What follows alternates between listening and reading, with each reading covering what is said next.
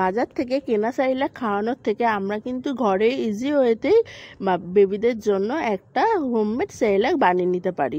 তো আমি আমার বেবির জন্য কীরকমভাবে হোমমেড সেরেলাকটা বানাই চলো তোমাদের সাথে দেখাই।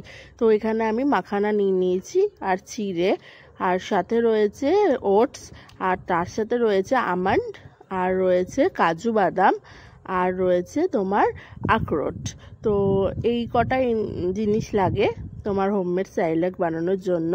তো এই যে দেখতেই পাচ্ছ এই কটা জিনিস আমি নিয়ে নিয়েছি। তো এটা শুকনো কড়াইতে তোমার কিছুক্ষণ নাড়িয়ে নিতে হবে, ওই প্রায় 3 থেকে 4 মিনিট মতো ভালো করে একটু ভাজা ভাজা করে নিতে হবে।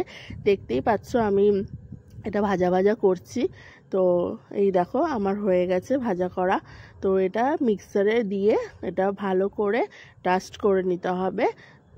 তো এই দেখো আমি ডাস্ট করে নিচ্ছি, ব্যাস আমার ডাস্ট করা পুরো কমপ্লিট।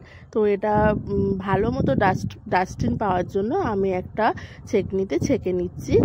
তো এই যে তো ছ্যাঁকা হয়ে গেছে, এটা আমি একটা কন্টেনারে ঢেলে নিয়েছি। তো এটা তোমরা ইজিতেই 1 মাস মতো কন্টেনারে রেখে বা তোমাদের বেবিকে খাওয়াতে পারো, আর কোথাও ট্রাভেল করলেও তোমরা এটা ক্যারি করতে পারো।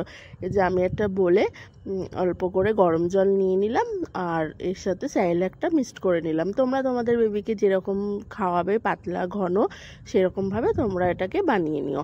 তারপরে আমি আমার বেবিকে এটা খাওয়াচ্ছি। ও তো এটা খেয়ে ভীষণ খুশি হয়, ওর খুব ভালো লাগে এটা খেতে।